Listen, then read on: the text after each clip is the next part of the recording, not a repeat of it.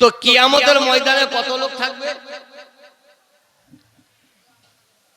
গোটা 50-60 হবে হয়তো। যত জন্মগ্রহণ করেছে আর যত জন্মগ্রহণ করবে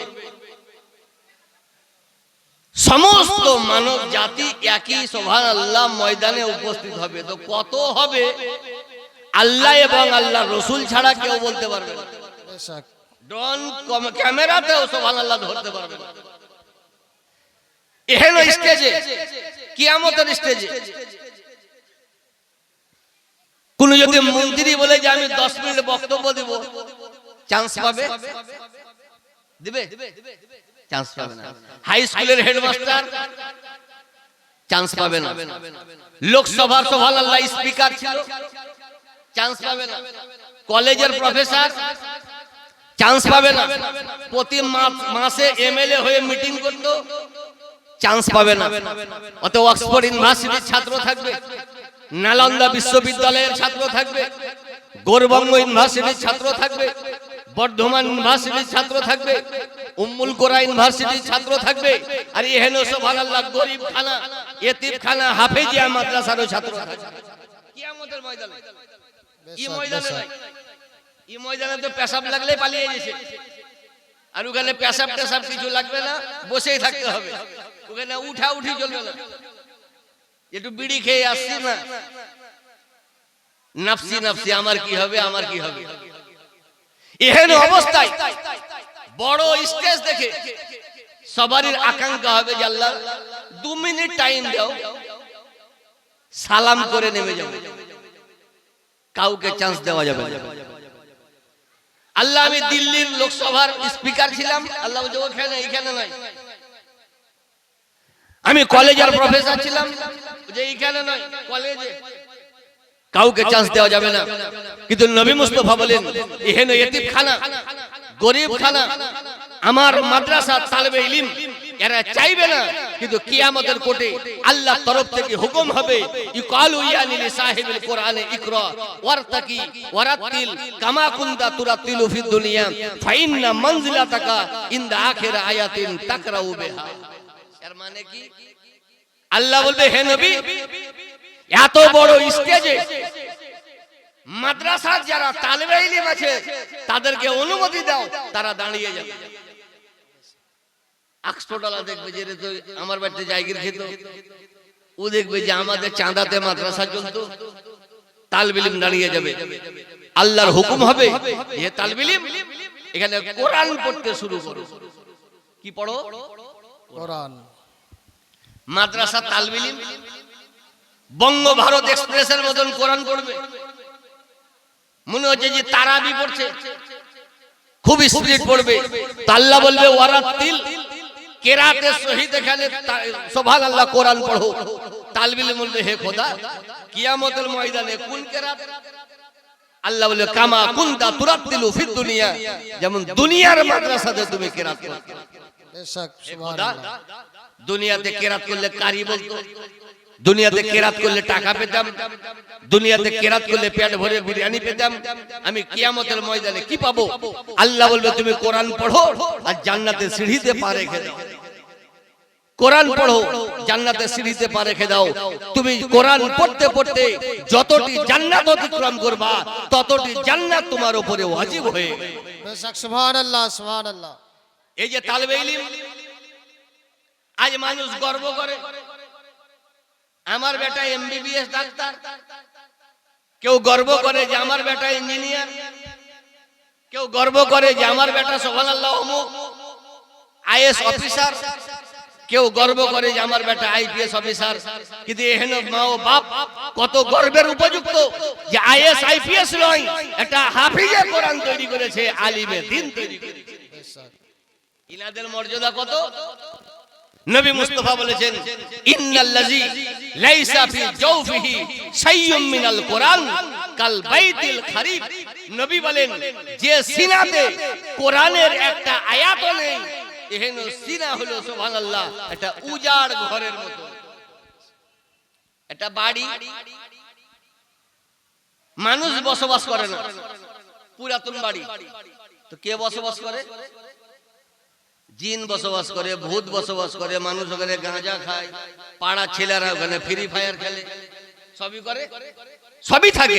কিন্তু একটা বসত বাড়িতে জিন ভূত থাকে না, ফ্রি ফায়ার খেলবে না, তাড়ি মদ সুবহানাল্লাহ আড্ডা হবে না। কিন্তু যে বাড়িতে লোক থাকে না, শয়তানের আখড়া হয়ে যায়। তদ্রূপ নবী মুস্তাফা বলেন যে সিলাতে কোরআন নেই, সমস্ত কুকর্ম তার দ্বারা হওয়া সম্ভব। তো ইয়ার সিনাতে দু চারটি আয়াত নয়, পূর্ণ কোরআনকে সুবহানাল্লাহ নিজের সিনাতে গেঁথে দিয়েছে। সুবহানাল্লাহ সুবহানাল্লাহ। এহেন তালিব ইলমের দাম কত? নবী পাক সাল্লাল্লাহু আলাইহি ওয়াসাল্লাম বলেন, মান কারা আল কোরআনা ফাস্তাজহারাহু ওয়া আহাল্লা হালালাহু ওয়া হাররামা হারামাহু আদখালাহু আল্লাহুল জান্নাহ ওয়া শাফাহু ফি আশারাতিন মিন আহলি বাইতিহি কুল্লুহুম কাদ ওয়াজাবাত লাহুন নার। নবী বলেছেন যে ব্যক্তি কোরআন পড়লো, ফাস্তাজহারাহু এবং কোরআনের মহব্বতকে নিজের সিনাতে রাখলো, ফাআহাল্লা হালালাহু কোরআন যেটা হালাল বলেছে সেটাকে হালাল মানলো, ওয়া হাররামা হারামাহু আর কোরআন যেটাকে হারাম বলেছে সেটাকে হারাম স্বীকার করলো। তো নবী বলেন আদখালাহুল্লাহুল জান্নাহ, আল্লাহ ওই ব্যক্তিকে জান্নাতে প্রবেশ করাবে। শুধু তাই নয়, নবী বলছেন ওই ব্যক্তি এমন 10 জনের জন্য সুপারিশ করবে, কুল্লুহুম কাদ ওয়াজাবাত লাহুন নার, যে 10 জনের উপরে জাহান্নাম ওয়াজিব হয়ে গেছে। সুবহানাল্লাহ। কোরআন বললে একটা, আর নবী বলছে জান্নাত যাবে 11টা। কটা যাবে? যে 11টা। পড়লো ও যাবে, আর ওকে অফার দেয়া যাবে যে তুমি 10 জন নিয়ে যাও জান্নাতে, আর ইচ্ছা মোতাবেক সুবহানাল্লাহ ও 10 জনকে গুনে জান্নাত নিয়ে যাবে। তো কোরআন পড়লো একজন, নবী বলেন ওর ওসিলাতে জান্নাত গেল 10 জন। এহেন তালিবে ইলমের মা ও বাপের মর্যাদা কত। আজ আমরা ভাবছি যে একটা ছেলে মাদ্রাসা তালিবে ইলম আমাদের বাড়িতে খাই, এর দাম যে কত বিশ্বের মানব জাতি দিতে পারবে না, দিয়েছেন নবী মুস্তাফা দিয়েছেন। কিয়ামতের দিনে আজ এখানে পাগড়ি দেখলেন মাদ্রাসায়, কিয়ামতের দিনে কত যে লোক হবে কম্পিউটারের 14 পুরুষও গণনা করতে পারবে না, কোন বৈজ্ঞানিকের চাচাই তো ভাইও গণনা করতে পারবে না যে কিয়ামতের ময়দানে কত লোক হবে। এত লোক। নবী মুস্তাফা বলেন মান কারা আল কোরআনা ওয়া আমিলা বিমা ফিহি উলবিসা ওয়ালিদাহু তাজান ইয়াউমাল কিয়ামা যাওহু আহসানু মিন যাওয়ি শামস ফি বুয়ুতিদ দুনিয়া। নবী বলেন যে ব্যক্তি কোরআন পড়লো এবং কোরআনের উপরে আমল করলো, তার তো ব্যাপার আলাদা। এদের মা ও বাপের সুবহানাল্লাহ মস্তকে কাল খোদার কোর্টের সামনে নূরের পাগড়ি পরিয়ে দেওয়া হবে। বেশক সুবহানাল্লাহ সুবহানাল্লাহ। এই যে পাগড়ি পরানো হলো, এটা লোহার না টিনের? কিসের? প্লাস্টিক, কাপড়ের। নূরের পাগড়ি দেখাচ্ছেন, বহরমপুরে সুনিতাতে পাওয়া যাবে, সুনিতাতে পাওয়া যাবে না। এহেন পাগড়ির দাম 1000, 1500, 2000, কিন্তু ওই পাগড়ির দাম কত? নবী বলেন লা মাউজা ওয়া সাউতে হাদুকুম ফিল জান্নাহ খায়রুম মিনাদ দুনিয়া ওয়া মা ফিহা। নবী বলেন সারা পৃথিবী এবং সারা পৃথিবীতে যত ধন সম্পদ আছে, মুকেশ আম্বানির পেট্রোল পাম্প থেকে নিয়ে জিও সিম পর্যন্ত সব যদি বিক্রি করে দাও, জান্নাতে 4 আঙ্গুল জিনিস কেনা যাবে না। বেশক সুবহানাল্লাহ। সব বিচি 4 আঙ্গুল জায়গা হচ্ছে না, রোড লাগা জায়গা বিচলে হবে না, টোল ট্যাক্স বিক্রি করলে হবে না। আরবের বড় বড় সোনা ও চাঁদির পাহাড় যদি বিক্রি করে দেওয়া যায়, নবী বলছে তথাপি জান্নাতে 4 আঙ্গুল জিনিস কেনা যাবে। নবী মুস্তাফা বলেন ওদের মা ও বাপের মস্তকে কাল খোদার কোর্টের সামনে নূরের পাগড়ি পরিয়ে দেওয়া হবে। হুজুর লাইট কেমন হবে? তো নবী বলেন যাওহু আহসানু মিন যাওয়ি শামস ফি বুয়ুতিদ দুনিয়া। নবী বলেন দিন দুপুরে সূর্যের থেকে বেশি লাইট তাদের পাগড়িতে থাকে। সুবহানাল্লাহ সুবহানাল্লাহ। নবী বলেন ফামা যাল্লুকুম বিল্লাযী আমিলা বিহাযা। নবী বলেন কোরআন তো একজন পড়লো, এর কারণে ওর মা ও বাপের মাথাতে পাগড়ি পরানো হলো। তো যদি এর মা ও বাপের এই মর্যাদা হয়, তো হাফেজা কোরআনের মর্যাদা কত একবার নিজে নিজে চিন্তা করুন। বড় যোগ্য লোক আপনারা, যে গ্রামে একটা সুবহানাল্লাহ মাদ্রাসা তৈরি করেছেন, এবং ও মা ও বাপ সুবহানাল্লাহ যোগ্য, যে নিজের ছেলেকে আইএস আইপিএস থানার বড় বাবু নয়, নিজের ছেলেকে খোদার রাস্তায় সুবহান একটা হাফেজে কোরআন তৈরি করেছে। আজ সারা পৃথিবীর মুসলমানের কাছে দুটো সমস্যা, একটা হলো দিন আর একটা হলো দুনিয়া। আজ আমরা দিনের সমস্যার সম্মুখীন, ঈমান চুরি হচ্ছে, আর আরেকটা হলো দুনিয়ার চতুর্দিকে আমাদের উপরে অত্যাচার হচ্ছে। ঠিক না বেঠিক? ঠিক। আজ দিন নষ্ট করছে, হাত লাভির উপরে বাঁধবো না মাথার উপরে, তারাবি সুবহানাল্লাহ ৮ পড়বো না কত, এক ঝামেলা। এই জন্য মানুষ দেখছে কত ঝামেলা করবো, নিজের আকীদাকে বন্ধ করি ৮-এ চলে যাচ্ছে। জি জি, এখন ৮-এ। আর আরেকটা হলো দিনের সমস্যা, দুনিয়ার সমস্যা। চতুর্দিকে মুসলমানকে টার্গেট করে হেনস্থা করার চেষ্টা করছে, কারণ সব বুঝে নিয়েছে যে মুসলমানের আর দাম নাই। এই জন্য আজ সারা পৃথিবীর বিধর্মী নিজের আকীদা কার্যকলাপে ২ তলা ৩ তলা ৪ তলায় পৌঁছে গেছে। আর আজ আমরা মুসলমান বেলতলা গাছতলা আর কলতলাতে থেকে গেলাম। ঠিক না বেটি? বেলতলা।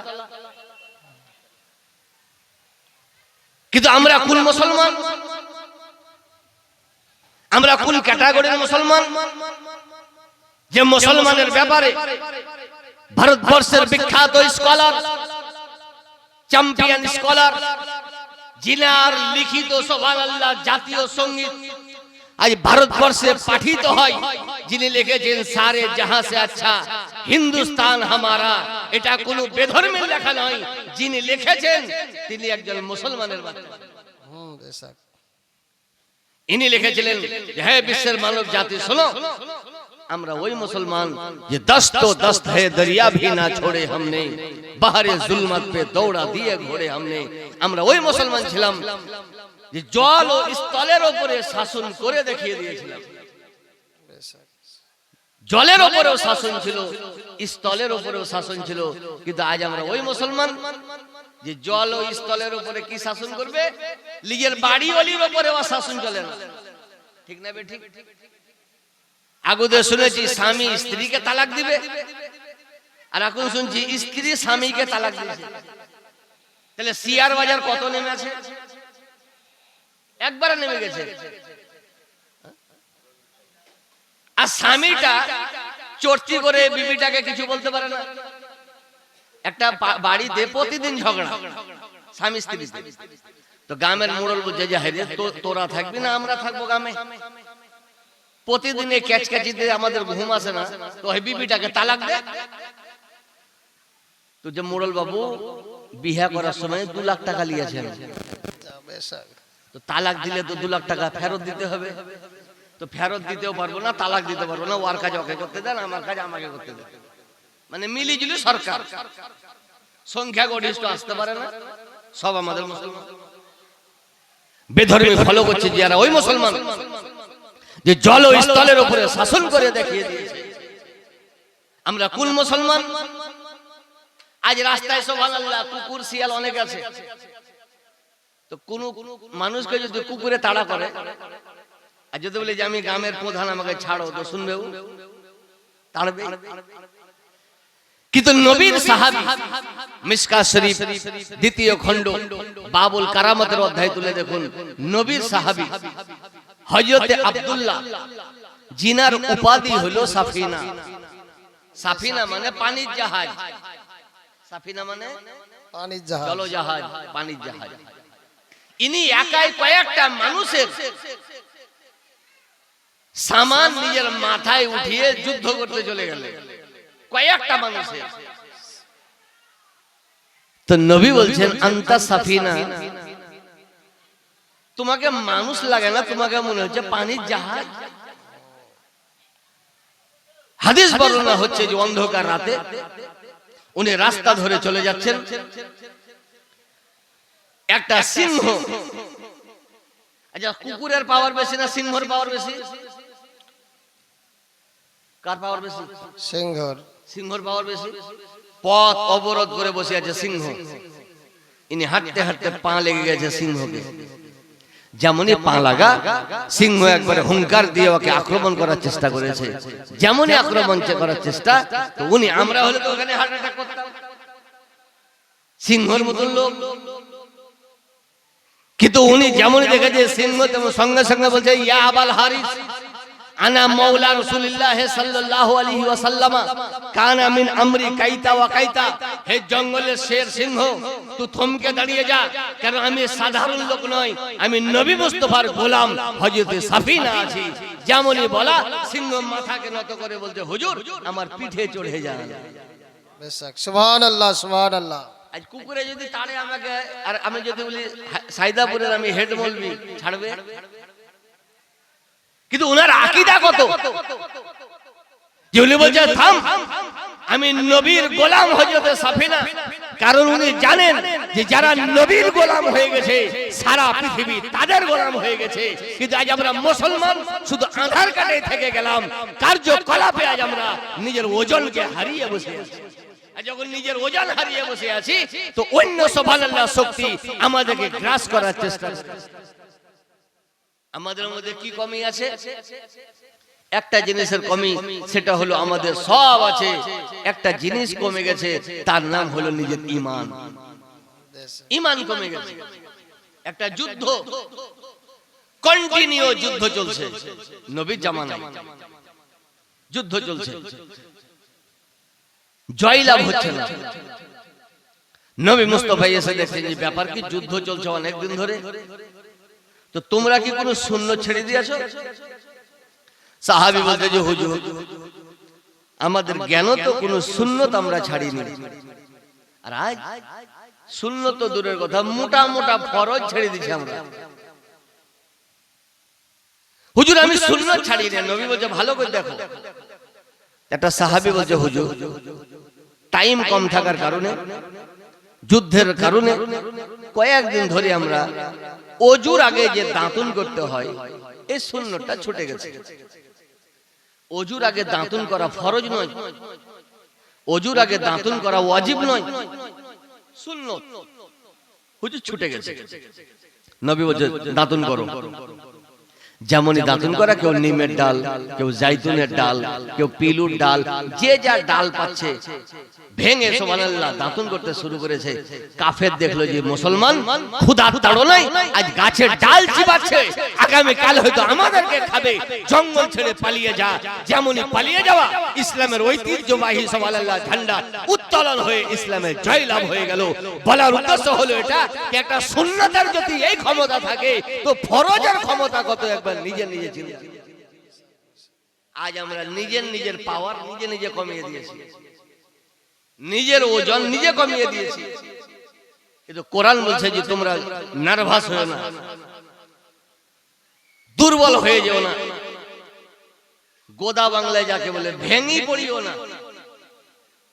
কোরআন বলে, যোগ্য যোগ্য ওলামায়ে কেরাম স্টেজে বসে আছেন, কোরআন বলে ওয়ালা তাহিনু ওয়ালা তাহজানু ওয়া আনতুমুল আলাউন। কোরআন বলে তোমরা দুর্বল নয়, তোমরা চিন্তিত নয়। আজ এমন একটা মানুষ দেখান যার মাথায় চিন্তা নাই, আছে না নাই? স্বামীর নাম ভোটে এসে তো বিবিবাদ, বিবির এসে তো স্বামীবাদ, ঠিক না বেঠিক? প্রত্যেক বাড়িতে একটা করে দাওয়াত দিয়েছে, তো স্বামীর নামে এসে তো স্ত্রীবাদ। চিন্তা থাকবে কি থাকবে না? স্ত্রীর নামে এসে স্বামীবাদ, তো আরো চিন্তা।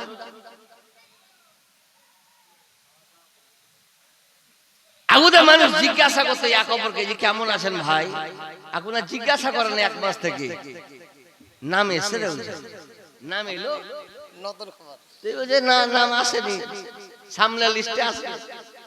এখন আর ভালো মন্দ নয়, সব মুসলমান, হ্যাঁ ওটি খবর প্রথম। সবই মুসলমান। কিন্তু কোরআন বলে ওয়ালা তাহিনু, তোমরা দুর্বল নয়, ওয়ালা তাহজানু, তোমাদের কোনো চিন্তা নেই, ওয়া আনতুমুল আলাউন, কোরআন বলে তোমরাই হলে নেতা, আমাদের একটাও নেতা নাই। আর দু চারটে আছে দোয়া কাম চালা। হে কোরআন, তুমি বলছো ওয়ালা তাহিনু, তোমরা দুর্বল নাই, সব থেকে আমরা দুর্বল। তুমি বলছো ওয়ালা তাহজানু, তোমাদের কোনো চিন্তা নাই, আমাদের সমস্ত চিন্তা আমাদের মাথায়। তুমি বলছো আনতুমুল আলাউন, তোমরাই নেতা, আমাদের একটাও নেতা নাই। কোরআন বলছে যে আগেও পড়ো, একটা আয়াত পড়লে হবে না। তো কোরআন পড়তে লাগলাম, ওয়ালা তাহিনু, তোমরা দুর্বল নয়, ওয়ালা তাহজানু, তোমাদের চিন্তা নেই, ওয়া আনতুমুল আলাউন, তোমরাই নেতা, ইন কুনতুম মুমিনিন, তুমি যদি মুমিন হতে পারো তবেই চিন্তা নেই, মুমিন হতে পারো তবেই দুর্বল নেই, মুমিন হতে পারো তবেই তোমরা নেতা। তাহলে বুঝা গেল আজ আমরা দুর্বল, মানে আমাদের ঈমান দুর্বল হয়ে আছে, আমরা চিন্তিত, আমাদের ঈমান দুর্বল হয়ে আছে, আমাদের একটাও নেতা নাই, আমাদের ঈমান দুর্বল হয়ে আছে। এখনো টাইম আছে, আজ যদি আমরা পূর্ণ ঈমানের উপরে দৃঢ়বদ্ধ থাকতে পারি তো সারা পৃথিবীর আমরা গোলাম হব না, সারা পৃথিবী আমাদের গোলাম হবে। বেশক এখনো টাইম আছে। কিন্তু আজ একটা জিনিস, সেটা হলো এই যে নবীকে চিনতে পারলাম না, ঠিক না বেঠিক?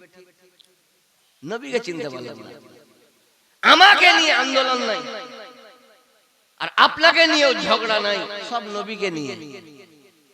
গায়েব জানে কি জানে না, নবীর নূরের না কিসের, নবীর হাতে ক্ষমতা আছে না নাই, নবী মাটির না সুবহানাল্লাহ কিসের, সব নবীকে নিয়ে। নবীকে চিনতেই তো পারলেন না। সমস্ত সৃষ্টি নবীকে চিনতে পেরেছে, পারেনি তো হুঁসমোটা মানুষ চিনতে পারে। সাহাবায়ে কেরাম নবীকে কেমন চিনেছে, তেমন ওনাদের ঈমানও মজবুত হয়ে আছে। জিনাদের ব্যাপারে নবী মুস্তাফা বলেন, আমার একজন সাহাবীর 1 ঘন্টা ঘুমের নেকি, একটা সাহাবী ঘুমাবে, ঘুমের 1 ঘন্টা ঘুমের নেকি। আর নবী বলছেন অন্য একটা মানুষের পূর্ণ জীবনের ইবাদতের নেকি। নবী বলছেন তোমার ইবাদত ভারী হবে না, আমার সাহাবীর ঘুমের পাল্লা ভারী হবে। ইনার নামাজ আলাদা, রোজা আলাদা, হজ আলাদা, যাকাত আলাদা। কিসের কারণে? কারণ হলো এই, উনারা নবীকে নবীর মতো চিনেছে। আর আজ আমরা নবীকে চিনতে পারলাম না, নবীকে নিজের মতন ভাবছি। কার মতন? নিজের মতন। এটা ইহুদি নবীকে নিজের মতো ভাবেনি, কারণ সে জানে যে নবী আলাদা। ইহুদি জানে নবীর পাওয়ার, কিন্তু কলমা পড়ে মুসলমান দাবি করছে, আধার কার্ডে মুসলমান লেখা আছে, এই নবীকে চিনতে পারল না। আজ বলছে যে নবী মরে মাটিতে মিশে গেছে, বলুন নাউজুবিল্লাহ। নাউজুবিল্লাহ। বাইতুল মুকাদ্দাস মসজিদ যেটা ফিলিস্তিনে, সুলাইমান নবী আলাইহিস সালাতু ওয়াস তাসলিম জিন জাতি দিয়ে উনি মসজিদ নির্মাণ করেছিলেন। সুলাইমান নবী, মানুষ লেবার একটাও ছিল না। কে ছিল? সব জিন। মসজিদ কমপ্লিট হয়নি, সুলাইমান নবীর ইন্তেকাল। সুলাইমান নবী লাঠির উপরে ভর দিয়ে ইন্তেকাল অবস্থায় দাঁড়িয়েছিলেন। ক ঘন্টা? 1 ঘন্টা হবে হয়তো। তাফসিরে জালালাইনে লিখেছে ফামাকাসা আলা আসাহু হাওলাম মাইয়াতা, হযরত সুলাইমান নবী ইন্তেকালের পর লাঠির উপরে ভর দিয়ে 1 বছর দাঁড়িয়েছিলেন। ক বছর? 1 বছর। আচ্ছা, কোন লাশ দাঁড়িয়ে থাকতে পারবে লাঠির উপরে ভর দিয়ে? 3 দিনের লাশ ঠিক থাকবে না। বোম্বাইয়ে মরছে তো ফ্রিজে ভরি ওকে বাড়ি আনছে, বরফে ভরে লাশ আনা হারাম, আনা সম্ভব নয়, তো ওখানে মাটি দেন। কারণ নবী মুস্তাফা বলেছেন আল মাইয়াতু ইয়াতাআজ্জা মিম্মা ইয়াতাআজ্জা বিহিল হাই, যে জিনিস দ্বারা একটা জীবিত মানুষ কষ্ট পায়, ওই জিনিস দ্বারা একটা মৃত মানুষ কষ্ট পায়। আপনি 1.5 ঘন্টা বরফে হাত রাখতে পারবেন? তো যদি আপনি না পারেন তো বোম্বাই থেকে 3 দিন কাম করে আনছে ওকে, হারাম, চলবে। যে জিনিসে আপনি কষ্ট পাবেন ও কষ্ট পায়। এই জন্য হুকুম হলো যে মরাকে, মাইয়েতকে, মৃত ব্যক্তিকে গোসল দাও গরম পানি করে, কিন্তু হাতটা টাচ করে দেখিও যে সহ্য করতে পারছো না পারো না। পোল্ট্রি মুরগির ছাল ছাড়াই এখানে গরম পানি নয়, তুমি সহ্য করতে পারো তবে দাও, যদি না পারো দিও না। এর মানে যে জিনিস দ্বারা জীবিত মানুষ কষ্ট পায়, ওই জিনিস দ্বারা মৃত মানুষও কষ্ট পায়। তো কোন হিসাবে বরফ দিয়ে ওকে বোম্বাই থেকে আনছে? চলবে না, হারাম, নিষেধ, গুনাহগার হবে। 1 বছর দাঁড়িয়েছিলেন সুলাইমান নবী, ইন্তেকালের পর লাশ কিছু হয়নি, উনি দাঁড়িয়েছিলেন। জিন বলছে যে দাঁড়াও, সুলাইমান নবী দাঁড়িয়ে আছে, উনি দেখছেন বাইতুল মুকাদ্দাসের কাম কমপ্লিট করো। বলার উদ্দেশ্য হলো এটা যে সুলাইমান নবী ইন্তেকালের পর যদি 1 বছর লাঠির উপরে ভর দিয়ে দাঁড়িয়ে থাকতে পারেন, তো আমার নবী সমস্ত নবীদের সরদার, ওনার অবস্থা কি একবার নিজে নিজে চিন্তা করুন। আজ বলছেন নবী মরে মাটিতে মিশে গেছে, তুমি নবীকে দেখলা? তুমি তো বহরমপুর বাজার যাওনি কোনোদিন। হযরত সাঈদ বিন মুসাইয়িব রাদিয়াল্লাহু আনহু ইয়াজিদ 3 দিন নবীর মসজিদে আজান, ইকামত, নামাজ বন্ধ করেছিল। ইয়াজিদ আজান হতে দেয়নি, নামাজ হতে দেয়নি। কদিন? 3 দিন। হযরত সাঈদ বিন মুসাইয়িব রাদিয়াল্লাহু আনহু উনি বলেন যে আমি মসজিদের কোণে আত্মগোপন করলাম, লুকিয়ে থাকলাম। কেন? যে আমি বাইরে বের হলে ইয়াজিদ বাহিনী আমাকে শহীদ করবে। তখন ঘড়ি ছিল না, মোবাইলের জন্ম হয়নি, সূর্য এসে দেখে টাইম নির্ণয় করবে এই সুযোগটাও ছিল না। তখন বলছে যে হুজুর আপনার তো নামাজ কাজা হয়ে গেছে। উনি বলছে শোনো, আমার 1 দিন 3 দিনের মধ্যে 1 দিনও নামাজ কাজা হয়নি, কারণ নামাজের টাইমে নবী মুস্তাফার রওজা থেকে আজানের ধ্বনি শুনতে পেতাম, ইকামতের ধ্বনি শুনতে পেতাম। আমি ওই আজান ও ইকামতে আমি নামাজ পড়তাম। তো যে নবী মুস্তাফার কবর থেকে আজানের ধ্বনি আসে, সে নবী কোন হিসাবে মরা বলে? নবী মরা নয়, নবী জীবিত হয়ে আছে। জীবিত নবী। কলমা পড়নেওয়ালা বলছে নবী মরে মাটিতে মিশে গেছে। জানতে হবে যে এখনো দাঁতে নেই, এই দাঁতে নেই, এখনো বাকি আছে। আমি বলছি নবীর হাতে কোনো ক্ষমতা নাই। নবীর হাতে কত ক্ষমতা আছে জানেন? আজ সারা পৃথিবীর মানুষ যদি আল্লাহর কাছে ওযু করি, দোয়া করি যে আল্লাহ চিরকাল তো পশ্চিমমুখী নামাজ পড়লাম, এবার হুকুম দাও পূর্বমুখী নামাজ পড়বো, কবুল হবে? দোয়া হবে? আমার হবে না, আমি গুনাহগার। আপনার? কোন লাট সাহেবের, কোন এমএলএ এমপি দোয়া কবুল হবে? কাউরির হবে না। প্রতি শুক্রবার যদি দোয়া করি তাও কবুল হবে না। কাবা পাল্টা, অন্য খাতাতে কবুল হবে। যদি আল্লাহ কাবা পাল্টাও, চিরকাল তো বাপ দাদা এদিকে মুখ করে নামাজ পড়লে, এবারে এদিকে নামাজ পড়বো, পাল্টিবে না। আমার নবী মুস্তাফা হিজরতের পর 16 মাস কয়েকদিন বাইতুল মুকাদ্দাসের দিকে মুখ করে নামাজ পড়ছেন। বাইতুল মুকাদ্দাস ইহুদিরাও সম্মান দেয়। ইহুদি দেখলো যে বাপরে বাপ, সুযোগ পাওয়া গেল। সাহাবায়ে কেরামের কাছে এসে বলছে, হে আবু বকর, তোমাদের নবী বলছে ইসলাম ছাড়া কোনো ধর্ম নেই, কোরআন ছাড়া কিতাব নেই, তোমরা স্বর্গবাসী। কিন্তু তোমার নবীকে দেখছি আন্ডারগ্রাউন্ড ভাবে আমাদের সঙ্গে মেল রাখছে। কেমন মেল? এটা তোমরাও বাইতুল মুকাদ্দাসকে কাবা মানছো, আমরাও মানছি, ভিতর ভিতর দুটাই এক। এই কথাটা নবীকে খারাপ লাগলো। নবীকে খারাপ লাগলো, সঙ্গে সঙ্গে নবী দোয়া করলেন যে হে খোদা, বাইতুল মুকাদ্দাস নয়, খানায়ে কাবাকে আমার কাবা করে দাও। মক্কায় যে কাবা আছে ওই কাবাকে কাবা করে দাও। নবী মুস্তাফা মসজিদে বানি সালেমাতে নামাজ পড়ছেন। বানি সালেমা নামাজ অবস্থায় নবীর উপরে কোরআন নাজিল হচ্ছে, কাদ নারা তাকাল্লুবা ওয়াজহিকা ফিস সামা ফালা নুআল্লিয়ান্নাকা কিবলাতান তারদা। হে নবী মুস্তাফা, আপনি একবার দোয়া করেছিলেন যে কাবা পরিবর্তন করে দাও, আপনার দোয়া কবুল হয়ে গেছে। এখনই আপনি নামাজ অবস্থাতেই কাবা চেঞ্জ করে, বাইতুল মুকাদ্দাসকে চেঞ্জ করে খানায়ে কাবার দিকে মুখ করে নামাজ পড়ুন। তো একই নামাজ ডবল কিবলার দিকে নবী পড়েছিলেন, এইজন্য মসজিদের নাম মসজিদে জুল কিবলাতাইন। পৃথিবীর লোক কিয়ামত পর্যন্ত যদি দোয়া করে কবুল হবে না।